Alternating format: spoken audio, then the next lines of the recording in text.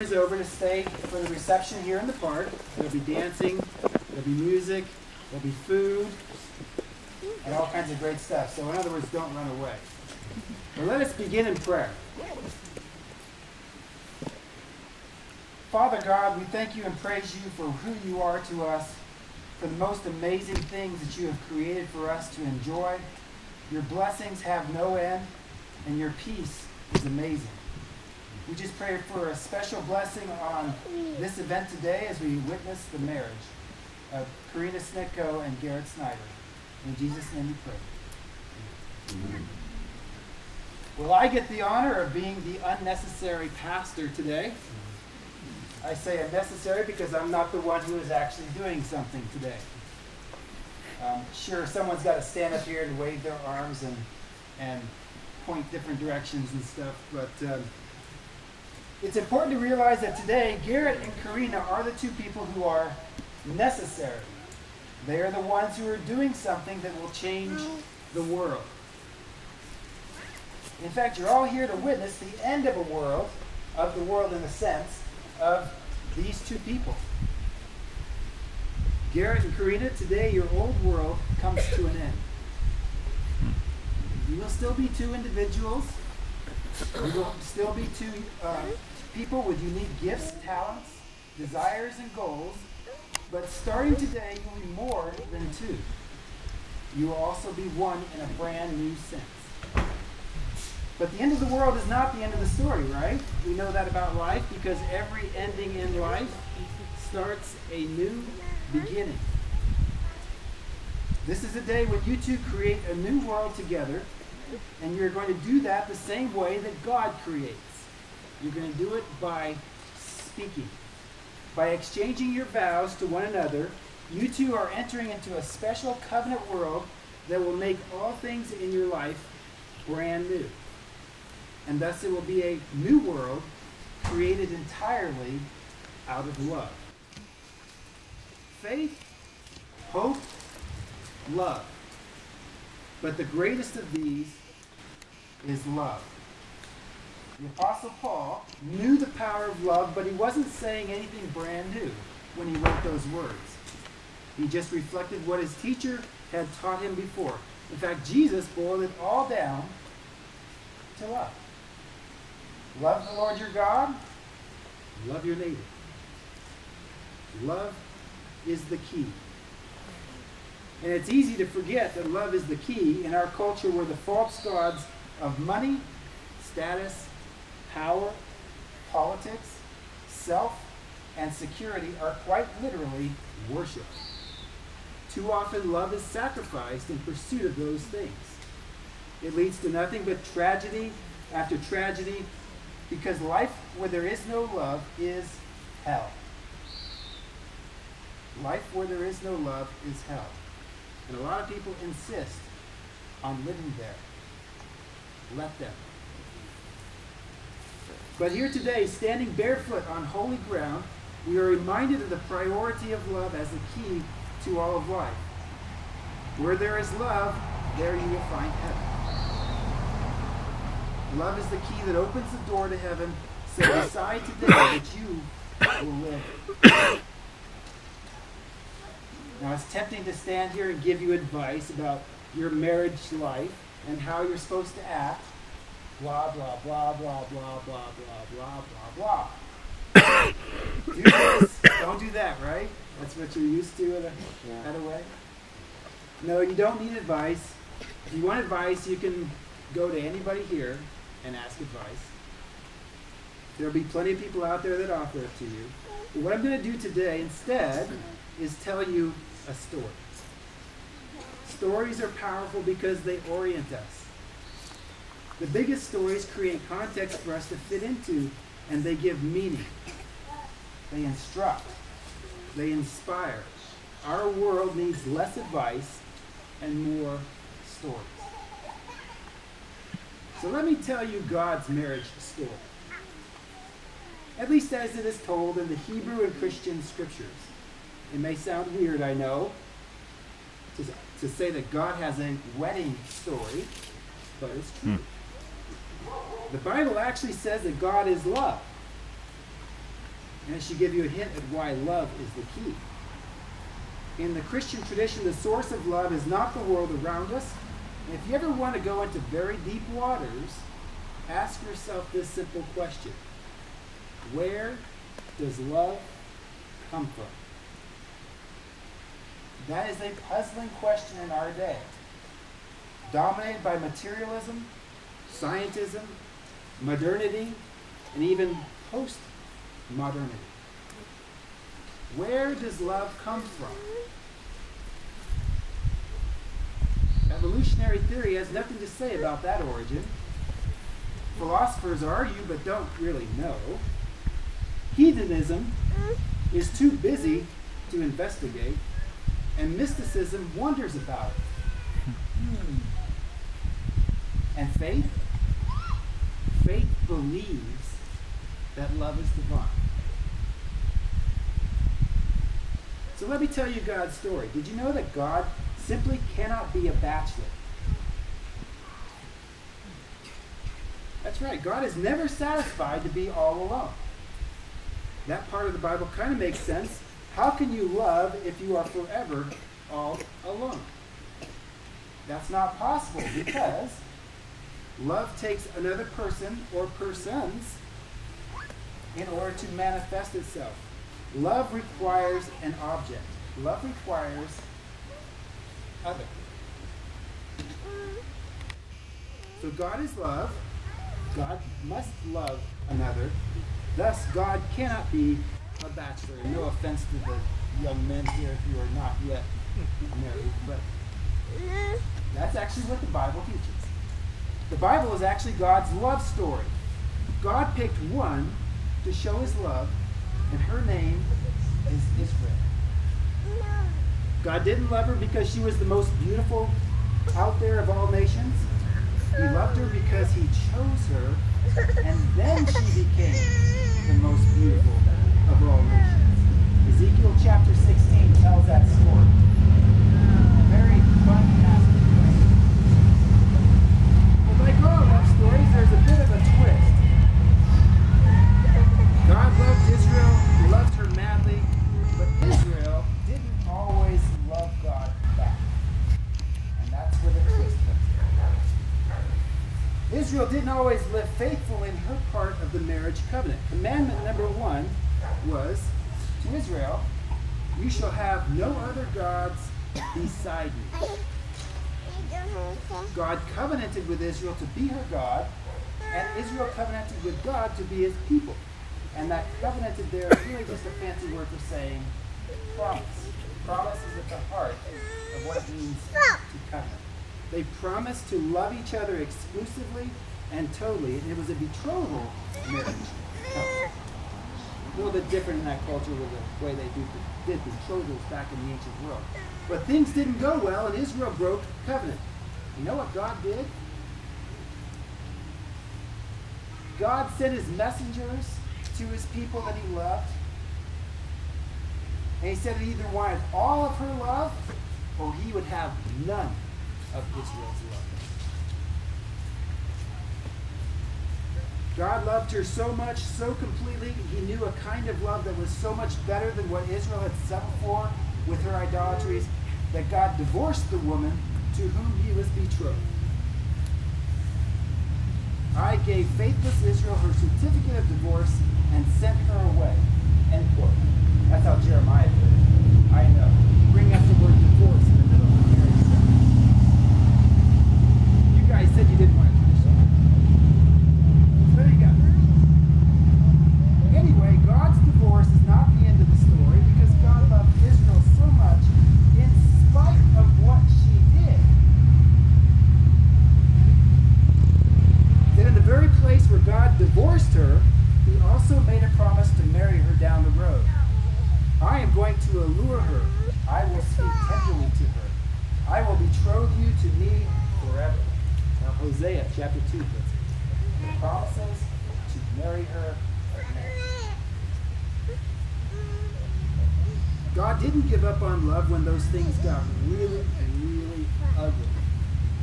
It's a story of the Old Testament from Adam to Israel, and it carries right into the New Testament, which opens with a story about Joseph and Mary. You know the Christmas story, right? Joseph and Mary. Joseph was a godly man, and Mary, who was his betrothed, was found to be pregnant. Can you say, uh-oh? It's like the whole Old Testament incarnated in the story of Joseph and Mary. Joseph, what's he going to do? He's a godly man. He's going to send her away, divorce her quietly. He knows that's not his child, which means that on the outside it looks really bad. Like Israel and Gabriel. Until the angel tells Joseph what God is really up to. God is doing something to make it all right with Israel. Go with the plan. So Jesus grows up and walks around as if he is God in the flesh. And just like God, he can't be a bachelor either. Who does Jesus love? Who did Jesus love with an undying love?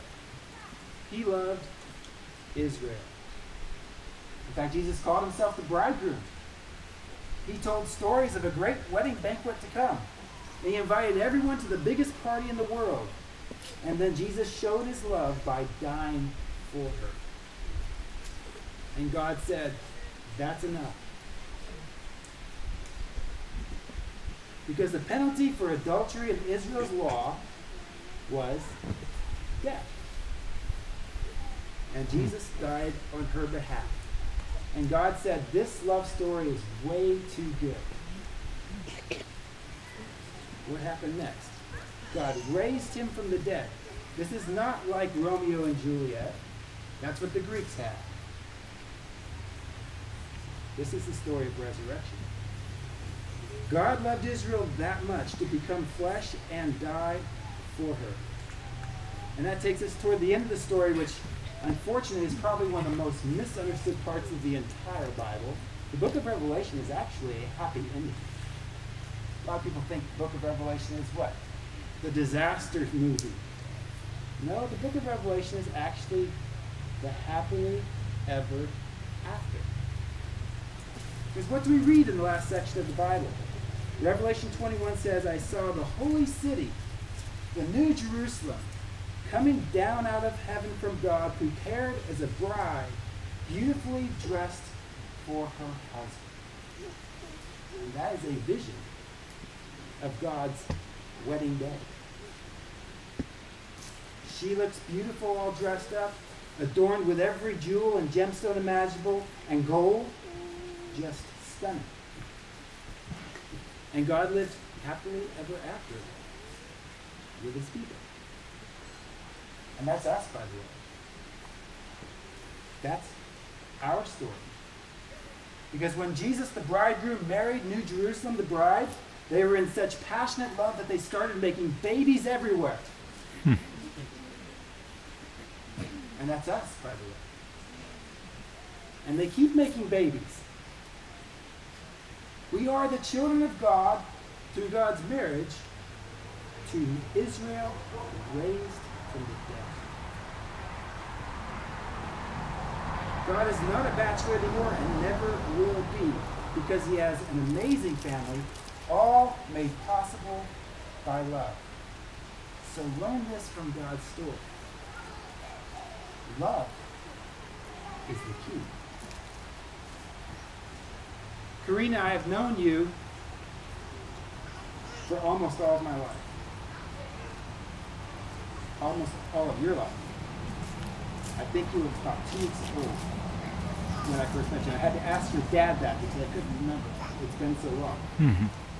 You were the shy one, the quiet one, the bookworm, until somebody got the bright idea of opening a restaurant. And then you became the face of Karina's.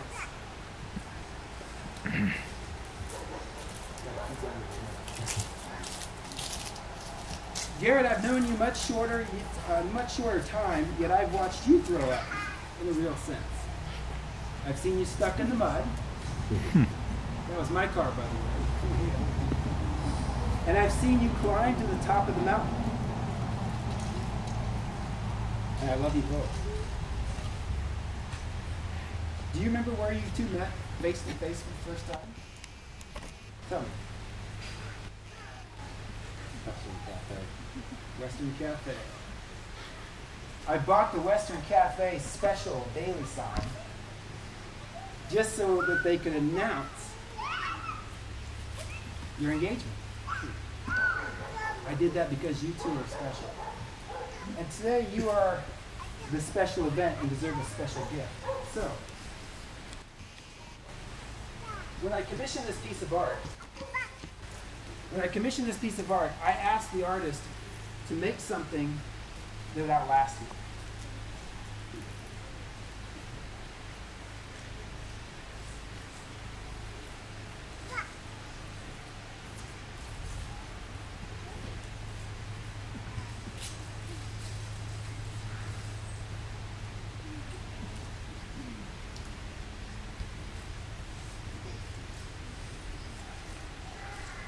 I want to present a gift to do, an object lesson for you to keep as you embark on this journey of love. Note the colors of your wedding, gray, brown, and green. At the very center is the important reminder. Right there. Love is the key. Are you ready? Carrie, you get to go first.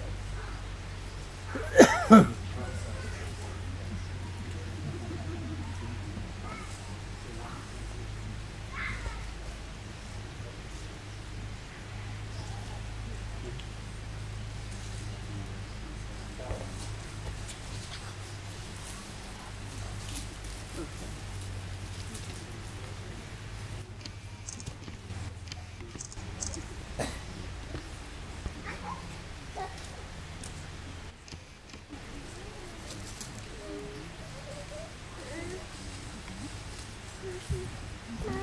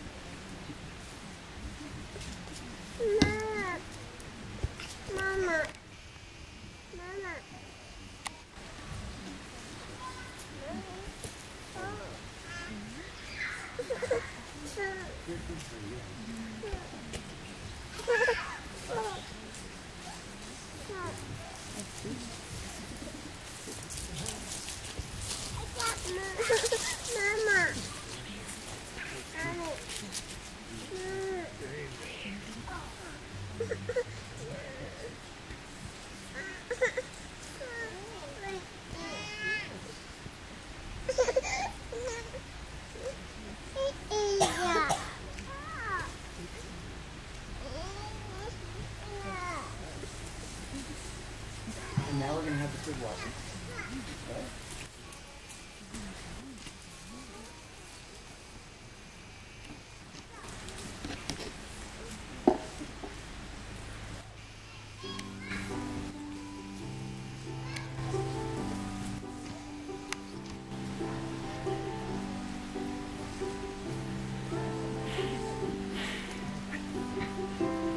I can feel you breathing with your head on my skin as we lie here within the night. I'll pull those sheets when it's cold on your feet, 'cause you fall back to sleep every time.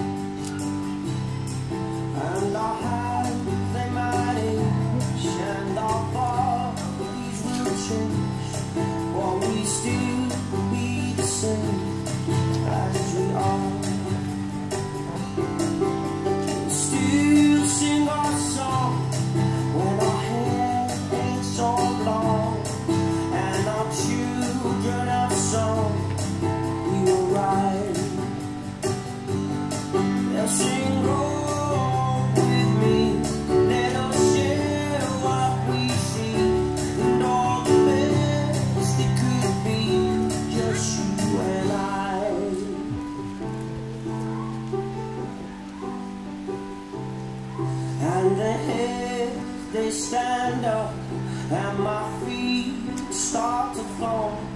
Yet the feeling is dreaming around. Oh, you'll be the one, make me hard, make me calm, make me feel like I'm real and alive.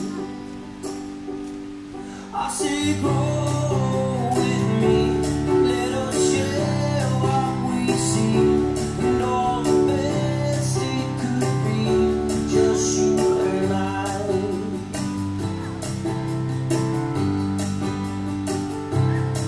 I say grow with me, let us share what we see, and all the best it could be, you and I.